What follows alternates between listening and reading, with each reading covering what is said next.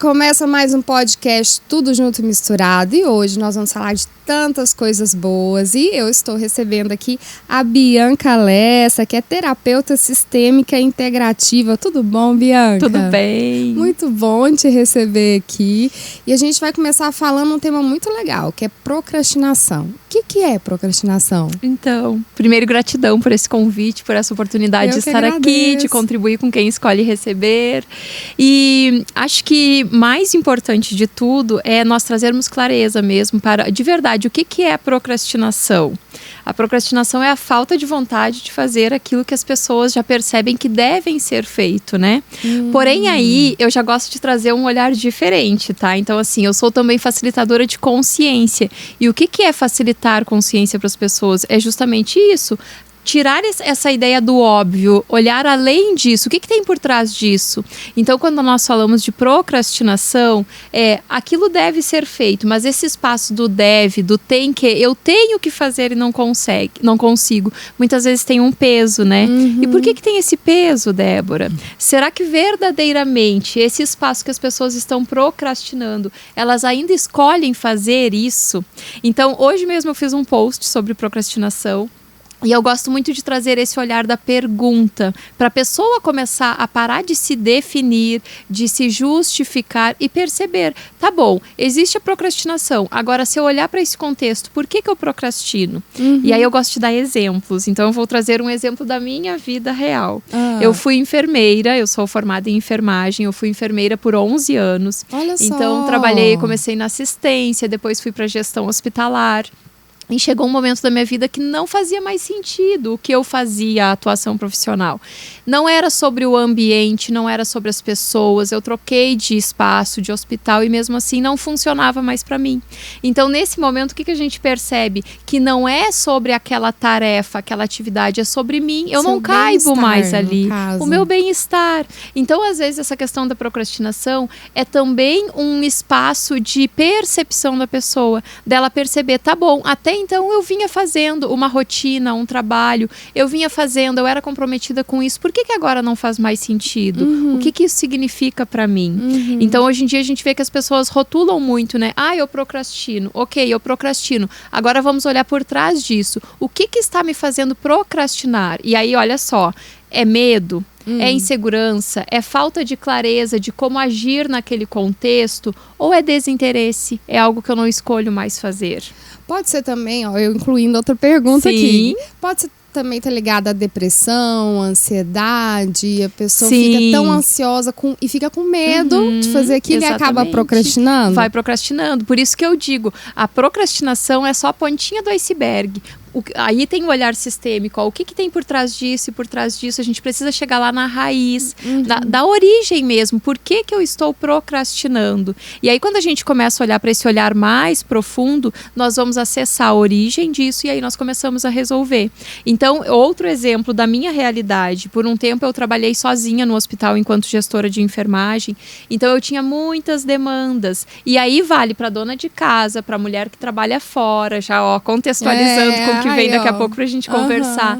Nós precisamos começar a nos organizar, e aí seja mulher, seja homem, as nossas tarefas do dia a dia, olhar para o contexto de tudo isso que eu tenho que fazer, o que verdadeiramente importa, o que é relevante, porque o mundo está muito barulhento, então a gente tem muitas informações nos chamando, demandas o tempo inteiro. Agora, de tudo isso, o que faz sentido na minha vida, na vida que eu escolho ter? Percebe que o tempo todo eu trago perguntas, é a pessoa que vai se encontrar. Nós não temos a resposta para dar, a resposta certa para a vida dela. É dentro dela essa busca. Mas tem como limitar as principais causas da procrastinação ou é de pessoa para pessoa? É de pessoa para pessoa, né? Aqui eu já trouxe algumas. A questão do medo, da falta de clareza, da insegurança, o desinteresse pelaquela atividade. Chegou um momento da minha vida, quando eu fui fazer a minha transição, que eu já conhecia os recursos que eu trabalho, eu sou facilitadora de consciência, dou um curso chamado Barras de Axis, que é técnicas realmente para trazer trazer espaço de presença para a pessoa, eliminação de crenças.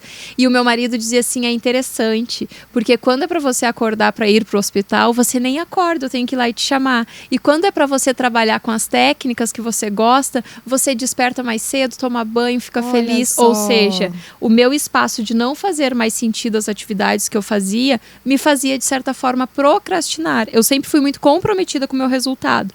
Mas eu costumo dizer assim, é como se ficasse um macaquinho aqui no ombro, ó, te chamando para a ação, porém a gente não está mais escolhendo ir com fluidez, com leveza, porque não tem combustível diário para nos nutrir ali. O que é o combustível? É a realização, é o prazer, é o gostar de fazer aquilo, né? Você falou uma coisa muito legal, que é o espaço de presença, né? É a vontade de estar ali e de ocupar o seu lugar, né? Às vezes tem pessoas que estão em um lugar de destaque, mas não tem vontade de estar ali. Então, o espaço de presença dela não está naquele destaque todo, não é? E aí tem muita relação com a questão da ansiedade também, né? As pessoas anseiam sucesso, anseiam prosperar, anseiam uma promoção no trabalho. E às vezes, quando chega lá, elas percebem que nem é tudo aquilo. E aí vem aquela angústia. A mesma coisa a questão do concurso público. Vem aquela angústia, mas eu lutei tanto para conquistar e agora eu vou largar.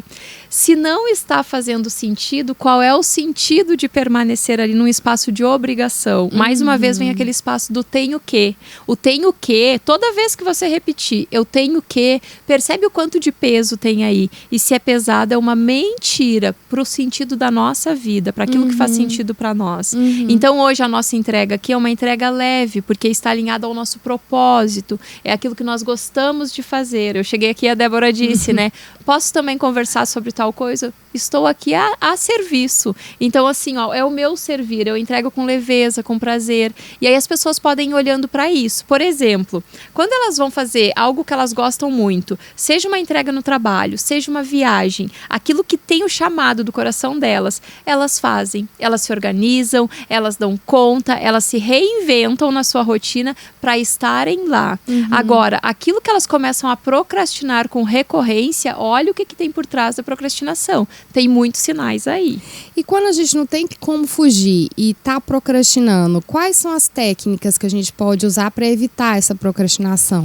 Tem duas técnicas que eu gosto de utilizar, que eu até falei que eu ia dar o meu exemplo real da época lá do hospital, que é o seguinte, às vezes nós temos várias demandas, e aí nós estamos nesse espaço de procrastinar por falta de clareza, desorganização.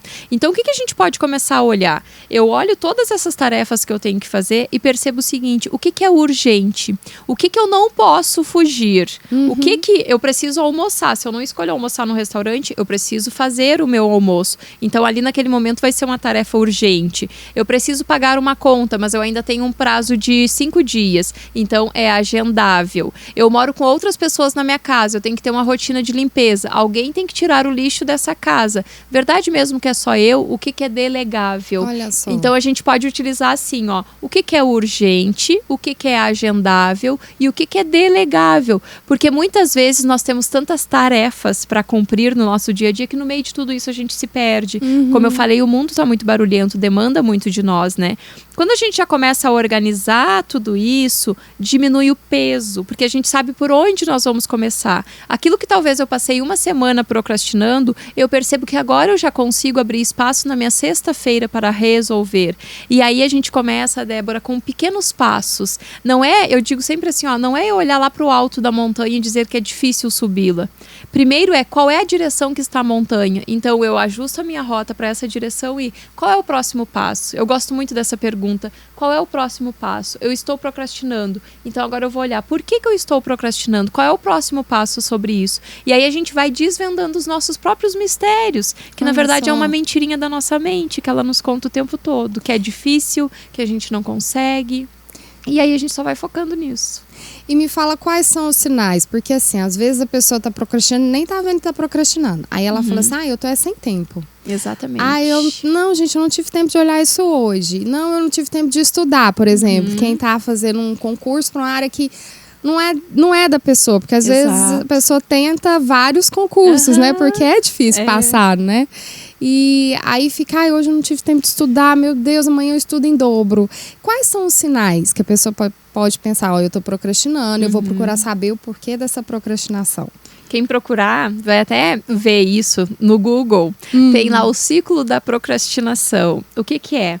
Aquela pessoa que chega para trabalhar e aí conversa com um colega. Aí ela senta em frente ao computador para checar os e-mails, aí ela lembra de pegar um cafezinho. Aí ela vai pegar o cafezinho, já que ela foi pegar o cafezinho, ela vai ao banheiro. Aí quando ela senta e diz, não, agora eu vou fazer, ela lembra que tem outra coisa para fazer. E aqui eu tô dando o exemplo do trabalho, mas em qualquer área da vida, a pessoa ou ela começa e não conclui. Ela começa a fazer a atividade e logo ela se dispersa, pensa em outra coisa e já vai para outra atividade. Então aí também, o que está tirando o meu foco? E nós falamos muito, eu falo muito a partir desse olhar de consciência, o que tem sido distração para mim? O medo é uma distração, a insegurança é uma distração, essa falta de foco o tempo todo é uma distração. Então, enquanto eu não estou escolhendo conquistar, que eu estou focando mais em me distrair. Qual é o meu medo? Eu tenho uma mentorada que ela me dizia assim, Bianca, por muito tempo eu posterguei o meu sucesso. Eu procrastinava o que eu tinha que fazer porque eu não conseguia me ver em cima de um palco. Percebe que tem um medo por trás disso? Olha só. E agora ela foi premiada, esteve no palco, e eu parabenizando ela dizendo, pois é. E por muito tempo, ela trabalhou tudo isso, né? Por muito tempo eu procrastinei o meu sucesso, porque eu sabia que essa hora ia chegar.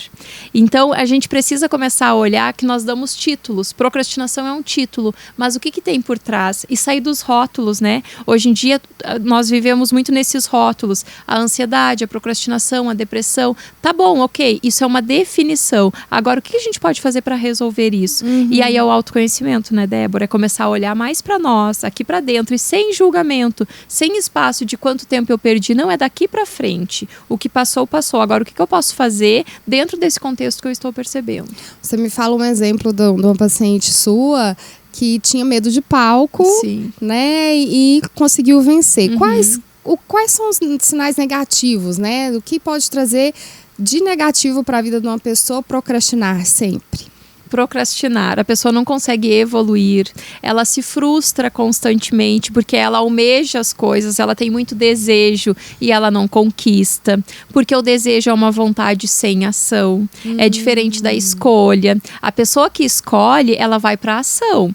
Se ela não sabe fazer, ela pergunta como faz, ela vai e entra em contato com quem já fez. Agora, a pessoa que só deseja é aquela, infelizmente ainda, né, a maioria das pessoas que ficam no espaço, eu desejo uma vida melhor. Eu desejo mudar os meus resultados, mas e se? Fica presa no e se. O e se também é uma justificativa para procrastinar. E se não der certo? Tá bom, e como seria eu começar a olhar de uma forma mais positiva? Eu costumo dizer assim, hoje em dia as pessoas elas se frustram porque elas colocam um obstáculo na vida o tempo todo. E se ao invés de colocar obstáculo, ela escolhesse sempre ter escolhas? O que se requer para que você escolha ter escolhas? Isso não está funcionando. Então tá bom, qual é a escolha que eu tenho aqui? Na medida que a gente começa a olhar para escolhas, nós estamos olhando para mais possibilidades. Se eu não tive por um bom tempo da minha vida, Débora, eu não olhei para escolhas. Eu olhei para a enfermagem e dentro da enfermagem eu buscava fazer, como eu digo, suaves variações.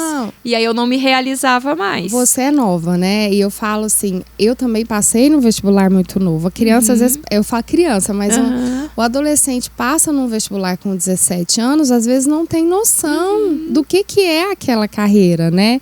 E aí fica preso naquilo, porque eu passei, porque eu fiz, porque eu estudei e eu tenho que ficar nisso, né? E acaba sendo infeliz naquela profissão que primeiramente foi escolhido muito cedo, né? E nada é por acaso, nós tivemos um aprendizado lá. Então, assim, tudo que a enfermagem me ensinou, tudo que eu desenvolvi, eu fiz um mestrado na área de comunicação e liderança, na gestão de serviços também. Então, tudo isso é contribuição para o que eu faço hoje também. A minha escuta humanizada, o jeito que eu percebo as pessoas, a condução, tem muito de cuidado. Eu digo que eu sigo cuidando. É o conhecimento, né? Só que agora eu cuido de uma forma diferente. Agora eu empodero as pessoas para elas perceberem a potência que elas são e o quanto elas podem mais, o quanto a gente pode acreditar que de verdade a gente pode sim ter motivos para ser feliz todos os dias, quando nós nos realizamos no que nós fazemos, seja na vida pessoal, profissional, profissional, nós sempre temos motivos para ser feliz, porque a gente está sempre focado na escolha. Então, quando algo der errado, não deu errado, está nos ensinando algo. O que a gente pode aprender com isso? Olha é uma só, mudança de olhar. É uma mudança de pensamento. Mas que não é fácil, né, Bianca, de ter. É desafiador, mas é possível. Estou aqui para dizer isso, é possível. Porque eu era pessimista, eu era pessoa muito ansiosa, eu era essa pessoa que vivia com a mesa cheia de tarefas e pensando, meu Deus do céu, e agora por onde eu começo? E aí nessa de por onde eu começo, muitas vezes a gente não começa, que é a procrastinação, né? E aí eu fui me organizando. Então eu falei que eu ia dar 2 dicas. A primeira é essa, nós começarmos a perceber o que eu posso agendar, o que é urgente, que eu preciso fazer agora, e o que é delegável, que alguém pode contribuir comigo também. Porque principalmente as mulheres, é uma característica muito forte, as mulheres são muito controladoras. Eu era muito controladora. Eu era gestora do hospital que não permitia nem que alguém contribuísse comigo de colocar um folder no mural, porque eu ia me incomodar se aquele folder ficasse torto. Então, muitas vezes a gente diz assim, ninguém nos ajuda. É verdade mesmo que ninguém nos ajuda, ou nós não permitimos que as pessoas nos ajudem? E isso é na rotina de casa, é no trabalho, é na nossa vida como um todo. Principalmente quem tem o primeiro filho, né? Exatamente. A gente fica tão em cima. Exato. Que a gente fala, eu tô muito cansada, ninguém me ajuda, mas na realidade a gente não deixa ninguém ajudar com aquele maternar ali na hora, né? E a outra dica que eu falei, que também foi muita contribuição, inclusive pra mim, Débora, hoje eu digo assim, eu sou o resultado de tudo que eu sirvo, que eu ofereço hoje pras pessoas, então a condução que eu dou, o perceber é muito leve, porque eu já estive desse outro lado também, um pouco perdida, angustiada, frustrada. Existe uma técnica chamada técnica Pomodoro, não sei se tu conhece. Já ouvi falar, já. E a técnica Pomodoro me ajudou muito. O que nós fazemos? Nós, por exemplo, eu tinha as minhas atividades que demandavam de mim, só que eu tinha uma equipe toda por trás demandando de mim também. Então, o que eu fazia? Se eu tinha que fechar um indicador, eu me organizava. Por 20 minutos, eu vou ficar presente nessa atividade. E aí, eu focava 20 minutos naquela atividade. Eu delegava. Telefone tocou, outra pessoa vai atender. Só se for uma intercorrência que vão me interromper. E eu fui também organizando a minha equipe, educando eles para eles perceberem isso. E isso eu sigo fazendo até hoje. Claro que hoje já é mais natural. Não tem que ser tão regrado essa coisa, estipular os 20 minutos. Mas existe a regra dos 3 Cs. Começa, continua e conclui. Começa, continua e conclui. Então, se eu estou determinada a fechar o indicador, eu vou começar por 20 minutos. Eu me dou, se a pessoa é muito procrastinadora, ela precisa ficar olhando o celular, se permita. A técnica Pomodoro é assim. É 20 minutos fazendo, 5 minutos de descanso, folga, vai ao banheiro, checa um e-mail. Só que aí a gente tem que ter a disciplina de voltar e continuar. Começa, continua e conclui. Então, são novas mensagens que nós vamos nos entregando. É desafiador começar? Agora eu pergunto, a vida do jeitinho que está, procrastinando, te traz resultados? Não, então o que mais é possível para que a gente possa começar, né? Para a pessoa que é extremamente perfeccionista, essa técnica Pomodoro, ela funciona? Eu era essa pessoa perfeccionista. Então, lembra que eu falei que nem o folder no mural eu deixava que alguém colocasse pra mim? Foi, né? Você fazia tudo. Eu fazia tudo. Então, a gente vai percebendo que quando nós vamos nos permitindo, muitas vezes tem até colaborador que faz melhor do que nós. E a gente vem fazendo há anos do mesmo jeitinho, porque a gente não dá espaço que uma pessoa venha nos mostrar que pode ser mais leve, que pode ter mais fluidez. Então, pro perfeccionista também, porque essa questão do perfeccionismo nos leva a um estado de exaustão, né? E esse espaço do descanso, ele dá uma revigorada, é como se fosse uma oxigenada mesmo. Me veio aqui a cena quando eu trabalhava lá no Rio Grande do Sul, que eu sou natural do Rio Grande do Sul. Eu percebi pelo sotaque. E lá eu tinha uma demanda muito grande no hospital que eu trabalhava. E no início eu não me permitia descer pro refeitório nem para lanchar. Então eu passava muitas vezes 8 horas mergulhada nas minhas atividades, e isso me levava a uma exaustão que chegava o final do dia, parece que eu não raciocinava mais. E aí era o momento que eu sentava para fazer a evolução dos pacientes, né? Aí o que eu fui percebendo? Que o dia que eu me permitia descer por 15 minutos, tomar um café, conversar com alguém e voltar, eu voltava revigorada. E aí é o combustível também aqui, eu estou convivendo, Bianca, eu gosto de pessoas, de relacionamento interpessoal, de comunicação, então isso também me nutria. E aí eu voltava para minhas atividades e eu focava nelas e até terminava mais rápido, porque eu era mais assertiva no que eu estava fazendo. Então, o perfeccionismo, ele nos leva a um estado de exaustão. A gente precisa perceber o porquê que eu estou sendo tão perfeccionista, controladora. Eu tenho medo de perder o meu espaço, eu acho que ninguém faz melhor do que eu. Qual é o meu olhar que me deixa presa, aprisionada nas minhas demandas? E a tecnologia, porque hoje em dia a gente tem as redes sociais, né? E tem muito aquela comparação, porque a pessoa fica lá, não, fulano faz a mesma coisa que eu, fulano deu conta. Não, fulana teve filho agora e olha esse corpo, meu Deus, eu não cheguei lá. O que essa tecnologia hoje pode contribuir e pode prejudicar na procrastinação? Então, aí tem tanta coisa pra gente conversar, né? Gente, nós precisamos entender que o Instagram, por exemplo, que é uma das ferramentas muito utilizadas hoje em dia, né, é um recorte, e é o recorte mais bonito da nossa vida. Ninguém vai para o Instagram, uma pessoa que fale de sucesso e prosperidade, para falar de tragédia financeira todos os dias. Ela pode até contar um recorte que lá no passado foi assim, mas agora ela vai mostrar o quê? Isso é estratégia de marketing, inclusive. Ela vai mostrar o desejo que as pessoas têm, ou seja, o resultado dela, para que as pessoas acessem aquilo ali. Então, eu tenho uma palestra que eu faço de consciência no negócio, que eu trago muito isso para os meus clientes. O que a gente precisa perceber é que o negócio que vai prosperar para nós é o negócio que faz sentido para nós, Débora. Então, não adianta todo mundo querer chegar aqui e conduzir um podcast se não fizer sentido para a pessoa. Vai ser o que a gente chama de pesado. Se é pesado, lembra que eu falei lá? Se é pesado, é uma mentira. O meu ser não aceita aquilo com leveza. Se é uma mentira, ao invés de ser um convite para as pessoas, está repelindo. Então, nós não temos que nos comparar com ninguém. Se a pessoa está muito no desejo de fazer a comparação, que ela se compare com quem ela foi início desse ano. E perceba o quanto ela já progrediu, o quanto ela já vem buscando resultados, o quanto ela está acessando um conhecimento novo. Hoje, quando nós terminarmos aqui o podcast, quem assistir até o final não tem mais o mesmo olhar para essas questões do que quem chegou no podcast. Então, assim, é nós estarmos sempre dispostos a receber, a conhecer, a perceber de verdade, estudar aquilo que a gente está recebendo, para sair desses momentos também melhores, né? E é um processo também. É um processo, não é e é nosso, é de cada um Uhum. de nós. Eu não posso me comparar com a Débora. A Débora é um ser único, a Bianca é um ser único. Nós podemos se modelar. Só que o que é o modelar é diferente de copiar, né? O que é o modelar? Eu vou olhar, vou perceber o que a Débora está fazendo no negócio dela, como que a Débora conduz daqui a pouco a família dela, para que eu possa perceber o que faz sentido para mim. E aí eu vou testar. Eu gosto muito disso também. As pessoas precisam parar de tentar, porque quem tenta pegar essa água não faz nada com ela. Ou ela fica na minha mão, ou ela cai da minha mão. Então, nós testamos. Teste é o quê? É quando nós estamos no propósito de fazer até dar certo. E o que é o dar certo? É aquilo que faz sentido para cada um de nós. Então, daqui a pouco, o que é certo para você, para sua família, para sua condução de trabalho, é o oposto do que é para mim. Cada um de nós tem os nossos valores, né?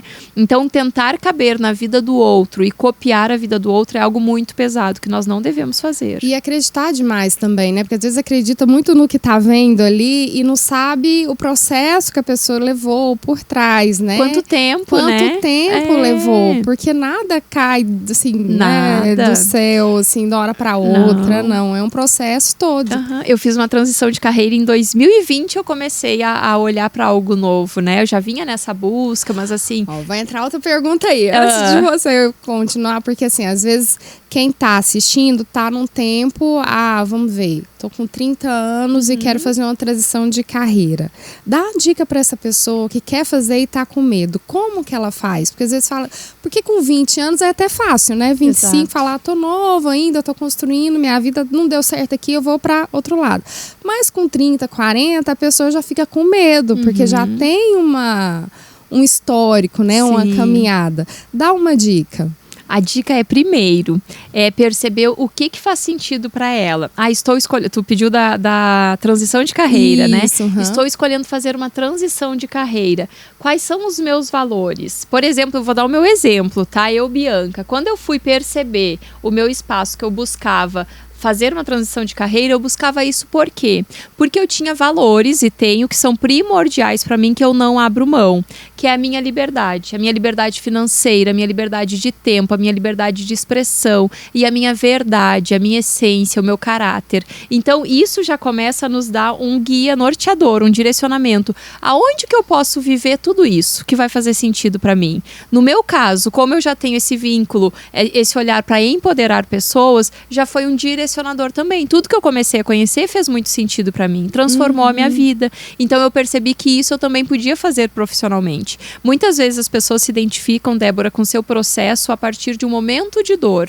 Aquilo que transformou a vida delas, elas começam a utilizar como um instrumento para transformar a vida das pessoas, que foi muito o que aconteceu comigo também. Na medida em que eu comecei a resolver as questões de ansiedade, de falta de clareza para mim, eu vi que tem muitas mulheres assim também, e que eu também poderia contribuir na vida delas. Então a primeira coisa é perceber o que faz sentido para ela. Não é uma tendência de mercado, não é a opinião dos outros, é o que ela se realiza. Quando ela fecha os olhos, ela se imagina fazendo isso. O que traz prazer, alegria para ela? Porque nesse espaço terão obstáculos também, claro que terão. Mas aí a gente tem até vontade, ânimo para seguir resolvendo esses obstáculos. Porque sempre terão os desafios. Só que aonde que é mais leve a gente passar pelo desafio? Aonde a gente se encontra, aonde faz sentido, ou naquela vida que eu não aguento mais, como as pessoas dizem, né? E você se planejou bem antes ou foi, não, eu não aguento mais e mudei? Não, eu digo assim, ó, fazia 1 ano que todos os dias eu colocava o meu uniforme, eu me olhava no espelho e eu dizia assim, meu Deus, tem que haver mais alguma coisa, o que é? E eu sempre fui muito comprometida e responsável com as minhas atividades, tanto que assim, durante esses 11 anos eu passei por 3 hospitais e eu pedi o meu desligamento para ir para uma oportunidade melhor. Só que não é sobre isso, chega um momento, como eu falei, eu me permitia suaves variações e ali eu já não me realizava mais. E aí nesse contexto de fazer essa pergunta, eu conheci essa técnica chamada barras de Axis, que é uma técnica para expansão de consciência, para trazer toda essa clareza que eu estou trazendo aqui a partir das perguntas. E aí eu comecei a perceber que aquilo fazia muito sentido para mim, porque o slogan de Axis Coaches, que essas ferramentas americanas, é empoderando as pessoas a saberem que sabem. E eu já fazia isso no bastidor da enfermagem. Eu sempre fui a enfermeira que eu empoderava a minha equipe, que eu trazia elas, eu dizia para elas assim, eu organizo o palco para vocês e os médicos brilharem. Eu não preciso aparecer. Eu sou o bastidor de vocês. Eu sou aquela que sustenta a operação. Então, porque a enfermeira é estratégica, né? Dentro do centro cirúrgico é a que organiza tudo. Então, nessa gestão de serviço, a gente faz muito isso.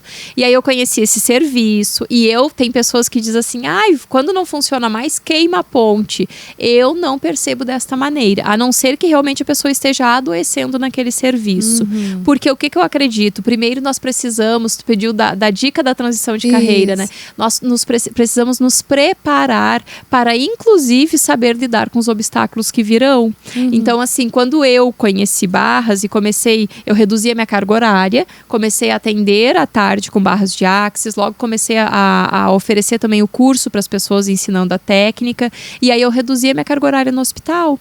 Então eu reduzi minha carga horária, pela manhã eu era gestora ainda do serviço e já contava com uma colega para ficar lá à tarde, dava suporte, né, via telefone, e por 1 ano eu permaneci assim, ou seja, eu fui percebendo o que funcionava para mim. Planejamento, claro, né? Eu fui amadurecendo, e eu digo assim, de todas essas técnicas integrativas que eu conheci, que eu estudei, esse olhar sistêmico também, muito disso é para que a gente possa ir se curando também, as nossas dores, os nossos traumas, as nossas crenças, porque é desafiador. Se eu não tivesse esse processo, eu saí do hospital em dezembro de 2021.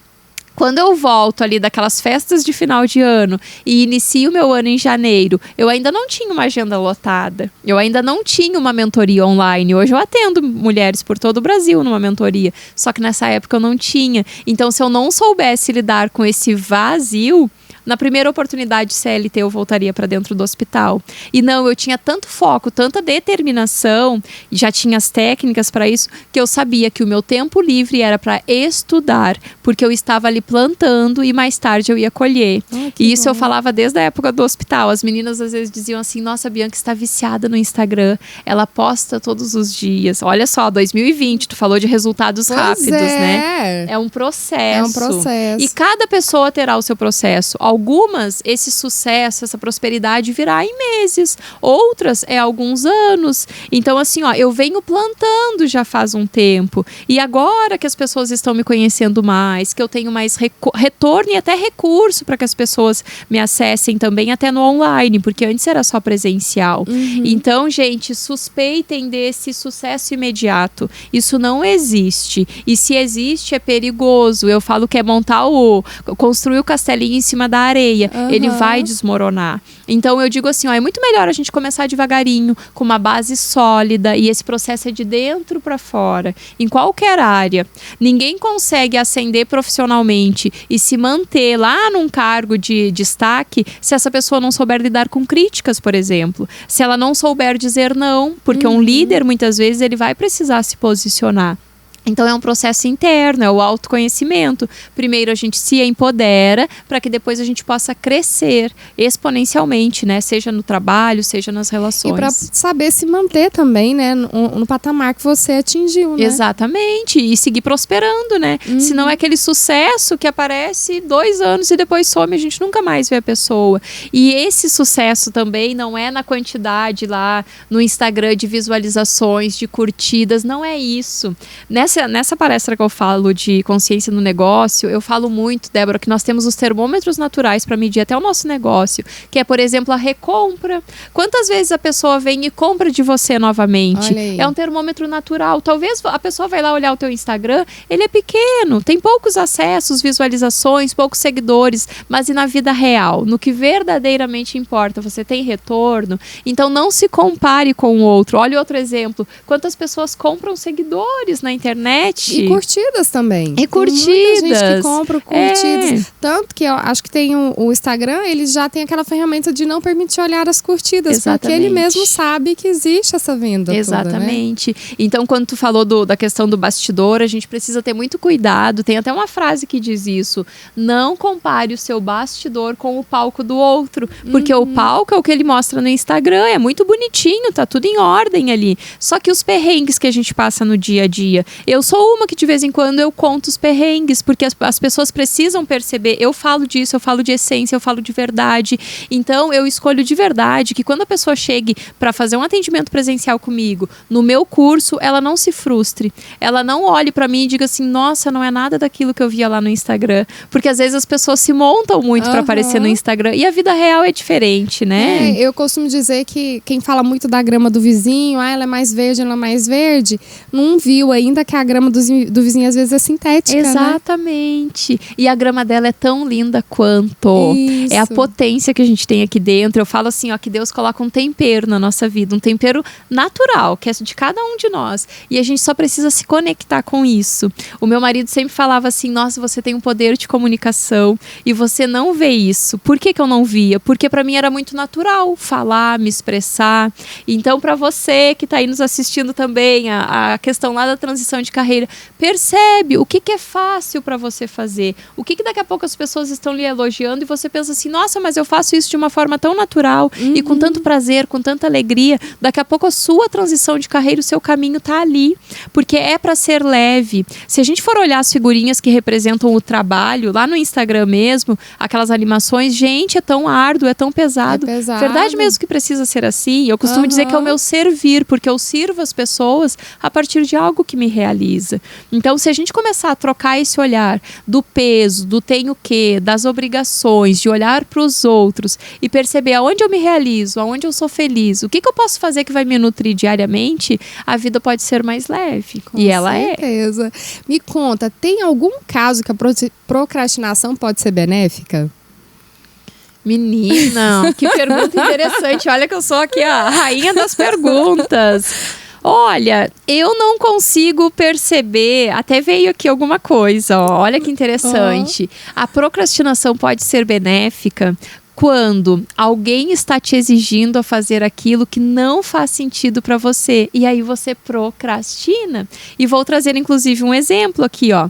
Quantas pessoas vêm de famílias que são servidores públicos? E aí, o que tem naquela família? Uma crença de que a pessoa, para ela ser bem-sucedida e ser... É só um exemplo, tá, gente? Porque nada contra o servidor público, mas é um exemplo muito forte da nossa realidade brasileira, inclusive. Que para ser bem-sucedido e ter uma estabilidade, a pessoa precisa passar num concurso público. E essa pessoa, ela não se vê assim. Então, o que acontece? Ela vai procrastinar e estudar para passar para o concurso, porque dentro dela, lá no inconsciente dela, não faz sentido. Então, ela fica se sabotando. E eu, inclusive, algumas vezes... Então. É autossabotagem. Eu fui a pessoa que eu pegava uma apostila... Na minha licença maternidade, eu ainda trabalhava no hospital. Eu tive a minha filha, fiquei em casa e ia ter um concurso, eu nem lembro qual era o concurso aqui em Goiânia. E eu pegava a apostila do concurso e pensava, já que eu tô aqui em casa, eu vou estudar para esse concurso. Eu lia 2 páginas e eu pensava assim, o que eu tô fazendo aqui? Porque no fundo, lá no meu inconsciente, eu tinha clareza que para mim não fazia sentido uma rotina de serviço público. Então, assim, ó, é a gente perceber, e aí tem, viu, como tem, sempre tem, gente, o lado positivo, é perceber isso, assim, ó, tá bom, eu estou procrastinando e tem casa muito com o que eu falei lá no início. Às vezes a gente procrastina porque não faz sentido para nós. Estão nos guiando, nos norteando, até nos exigindo que a gente faça aquilo. Só que dentro de nós a gente sabe que aquilo não é verdadeiro. Então é sempre trazer consciência e perceber, tá, e se fosse só... Eu gosto até de um exemplo que eu digo assim, ó, se não fosse sobre dinheiro, se não fosse sobre os outros, se eu fosse sozinha aqui, ó, esse mundo é meu. Se não tivesse marido, filho, família, influência de sociedade, se eu não vivesse no capitalismo, o que eu faria por me realizar? Se a minha nutrição fosse a minha felicidade, o que eu faria profissionalmente? E aí a pessoa vai ter clareza de algo que ela gosta. E aí também, ó, mais um indicador do caminho. Todo o tempo a nossa vida vai nos dando setas, vai nos mostrando qual é o direcionamento que vai ser leve. Olha, e tem como pôr uma meta? Tipo assim, eu vou atingir tal coisa. Se eu não atingir, aí eu mudo, sei lá, mudo de profissão, ou deixo isso que eu tô fazendo, ou não é bom isso, metas e punições pra pessoa que procrastina? Depende do ponto de vista. Eu trago que tudo é um interessante ponto de vista. Tô fazendo pergunta difícil, o que né? acontece? Não, desculpa. Tá ótimo, adoro, é isso, eu adoro trabalhar com perguntas, porque, como eu falei, eu só vou provocar a pessoa para perceber. Quando tu diz assim, ó, se eu alcançar isso, por exemplo, eu sigo nesse trabalho, é isso, né? Ou então eu abro mão desse trabalho. Percebe o quanto a pessoa vem vivendo de condição e não de escolha. Verdade mesmo que ela escolhe estar nesse trabalho? Se eu for promovida, eu fico aqui, senão eu saio. Isso. Então, ela está vivendo de um interesse de ser promovida e não porque aquele trabalho faz sentido para ela. E eu trabalho do seguinte ponto de vista, que a nossa vida ela é baseada em escolhas e não na condição. Porque se eu olhasse o meu contexto atual de vida, eu não teria condição de sair da gestão de um serviço de enfermagem, que a gente viu aí, inclusive, a enfermagem buscando um piso salarial que por enquanto nem veio, né? Eu recebi um salário muito acima do piso, eu era reconhecida na minha área, eu era vista como uma referência. Percebe que não seria o espaço de olhar e dizer, nossa, não faz sentido ela sair. Porque é trocar o certo pelo duvidoso, né? Então, dentro desse contexto, se eu olhasse para a condição, eu ficaria ali. Então, eu colocar essa meta, se eu conquistar, eu fico. Tá bom, verdade mesmo que essa é a sua escolha? O que verdadeiramente eu escolho na minha vida?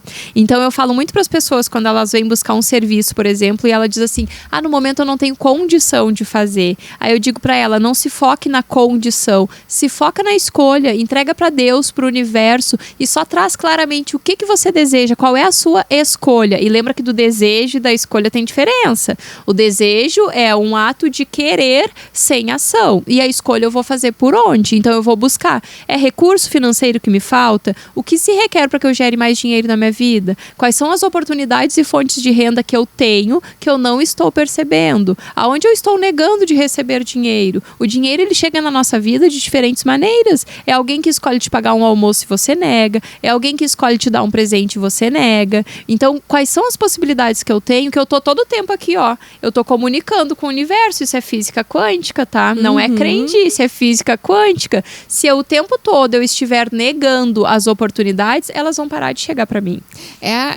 A leiga vendo de longe é a gente pensar assim, sair do emocional para pro racional, né? Pra ação, colocar no papel o que eu posso fazer.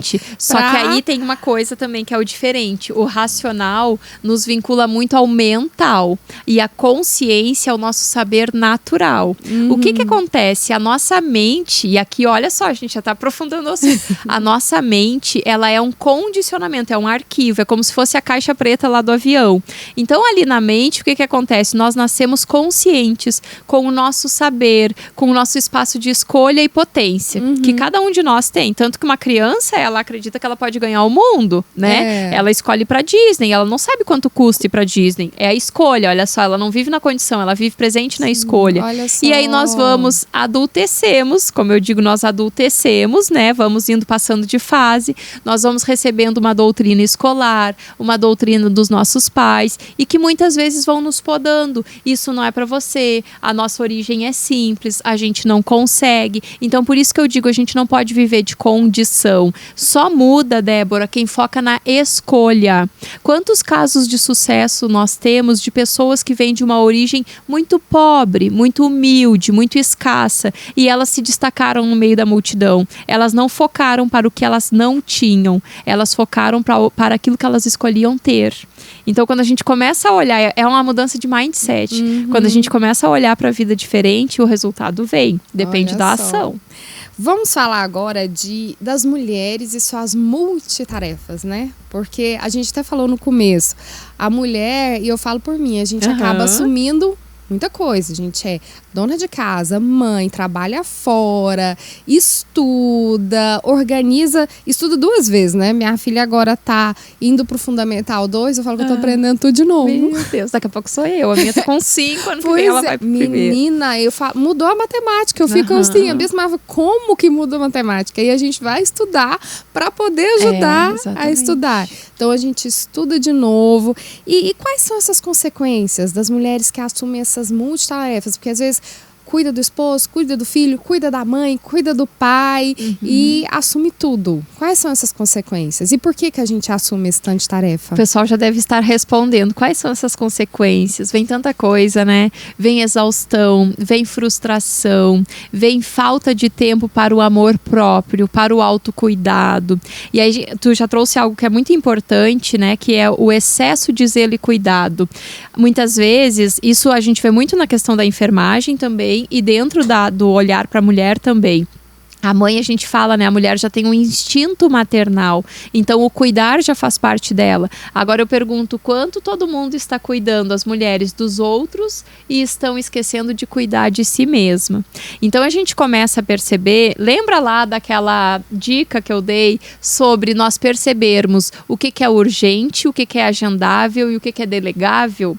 Porque, às vezes, numa questão, num contexto familiar, essa mulher, ela é filha.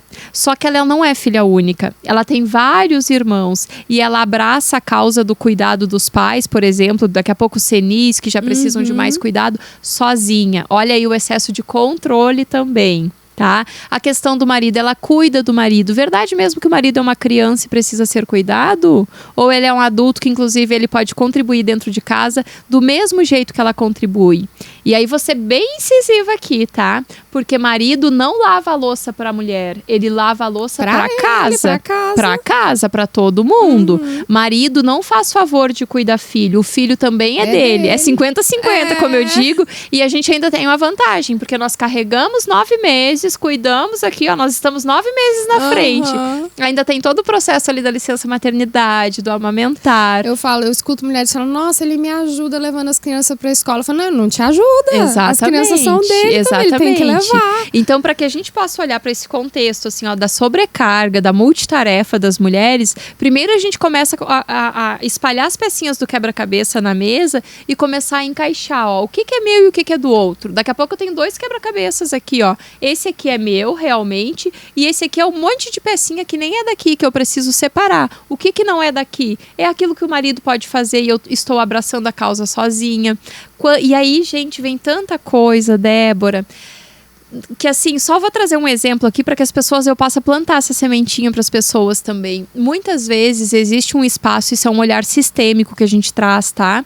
De uma pessoa, no caso uma mulher, que lá na infância, ela não foi vista pela família, dentro da percepção dela, tá? Ou ela é a irmã mais velha, ou ela teve um irmão doente, ou daqui a pouco teve uma tragédia familiar, perdeu alguém, e essa família se voltou para os outros, para as outras pessoas do núcleo familiar, e ela se sentiu não vista e ela cresce com um senso, uma necessidade de pertencimento. Então ela é aquela mulher que ela nunca consegue dizer não para nada. Se tem uma festa no grupo de amigos, é ela que organiza, porque ela precisa o tempo todo estar inserida, ser vista. E o risco dessa mulher dizer não, negar uma ajuda e ela ser excluída desse grupo. Então muitas vezes esse espaço também de cuidar de todo mundo. Esses dias eu falei isso para uma mentorada e eu fui descrevendo, olha, isso, e ela começou a rir. E eu disse, por acaso eu te descrevi? Porque eu já sabia, eram as características. E ela disse, sim, Bianca, exatamente, toda a vida foi assim, eu sou a irmã mais velha, eu estou aqui, eles moram lá no Nordeste, é eu que organizo desde a demanda da rotina da casa deles, então agora a gente começa a dar um passinho para trás, para que as outras irmãs também comecem a se manifestar e ocupar o espaço dela.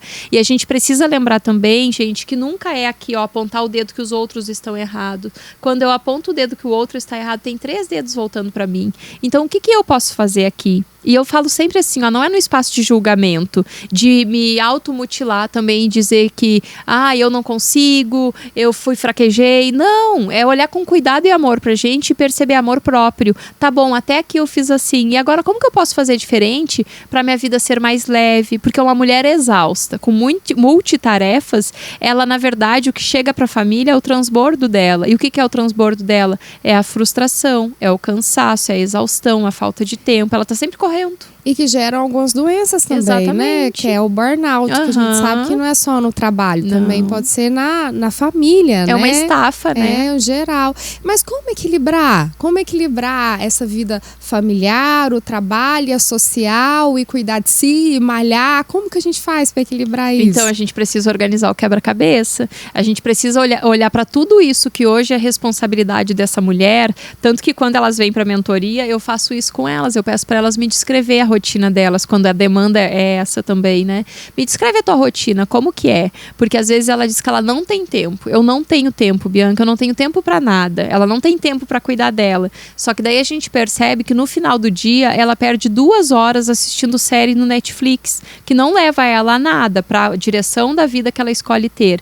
Então a gente começa a eleger as prioridades. A prioridade é o quê? Reduzir a ansiedade? Então o que nós vamos fazer para reduzir a ansiedade? Aí tem recursos, tem técnicas que eu vou utilizando com elas, né? Então, nessa vida da mulher de multitarefas, ela precisa colocar no papel tudo que ela faz. E aí ela começa a olhar, tá bom, e aqui quem é que pode me ajudar? Bianca, mas na minha casa só eu lavo roupa. Tudo bem, só você lava roupa. Agora, a verdade mesmo que ninguém pode recolher o lixo e deixar esse lixo lá na rua para você. Então, a gente começa a olhar que sempre tem espaço.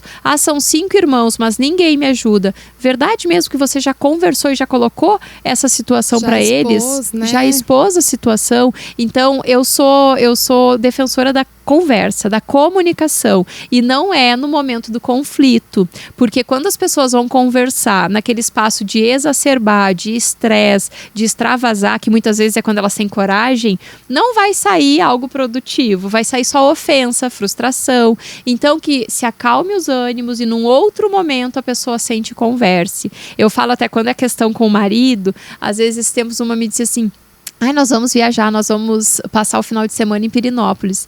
Aí ela tinha umas questões com o marido para resolver, dessas demandas. Eu disse para ela, então como seria quando vocês estiverem lá em Pirenópolis, perto da cachoeira, bem tranquilos os dois, tu conversar com ele sobre isso? Porque aí não é o momento do estresse, é o momento da calmaria. E aí a pessoa se permite. A gente fala, Débora, que hoje em dia as pessoas estão com as suas barreiras erguidas o tempo todo o tempo na defensiva. Então quando os ânimos estão exaltados, alguém precisa ter a sabedoria de se calar.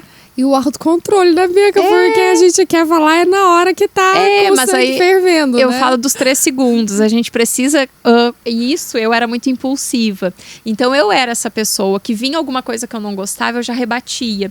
E aí, eu aprendia só a trazer assim pra mim, ó. Verdade, isso que eu vou falar... É só aqui dentro, ó, mental. Isso que eu vou falar agora é contribuição pra vida que eu escolho ter? Se é um relacionamento tranquilo dentro de casa, eu só ir ali e alfinetar, vai contribuir ou vai ser o suficiente para explodir a relação, sabe? Então, é ser o convite. Às vezes as pessoas buscam muito, Débora, a mudança da esposa, a mudança do marido, a mudança do chefe. Gente, não é o outro que vai mudar. A mudança começa por nós. Nós estamos vendo no outro aquilo que não está bem resolvido dentro de nós. É por isso que o outro nos incomoda.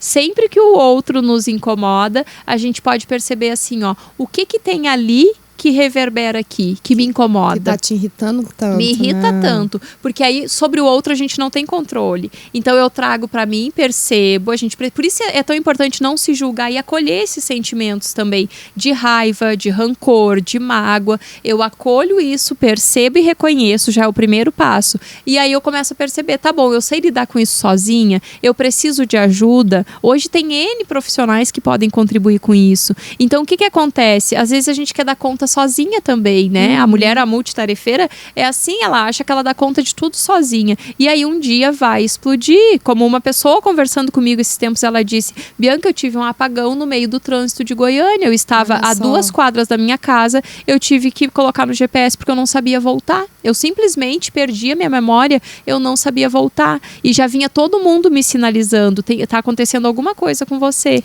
E ela não se permitia enxergar isso. E tem algum jeito disso beneficiar a mulher, essa habilidade de fazer muitas coisas ou não? Desta forma descontrolada, eu não acredito, tá? Porque o que a gente precisa perceber? Que às vezes a gente fica contando uma historinha pra nós. Que se eu der conta de tudo, é aquela velha história lá de ser validada. Se eu der conta de tudo, eu vou ascender profissionalmente, eu vou ser bem vista pela família. Mas o quanto eu estou me automutilando, o quanto eu estou, inclusive, não me permitindo ir para uma academia, ter um momento comigo, para fazer tudo pelos outros. Então, eu acho que a gente precisa de muito cuidado quando nós vamos olhar para esse lado positivo de, ela faz de tudo um pouco. Ela é ótima, ela faz de tudo um pouco. Tá bom, e como que essa mulher está internamente? Será que ela está bem? Porque isso também é um sinalizador, tá? As pessoas muitas vezes não têm clareza o quanto o trabalho também é uma fuga. Muitas vezes as pessoas, elas mergulham no trabalho porque elas estão cheias de questões emocionais para resolver, que elas não dão conta lá na família, lá em casa. Então elas passam o dia no trabalho, na hora extra, para não voltar e dar de cara com o problema. Olha só, a importância do autoconhecimento, exatamente, né, do autoamor, da autoajuda, né? Porque às vezes a mulher ajuda todo mundo. Exatamente. E não se ajuda, né? E a gente só percebe isso quando a gente tem tempo. Sabe como foi o meu despertar em um isolamento por Covid?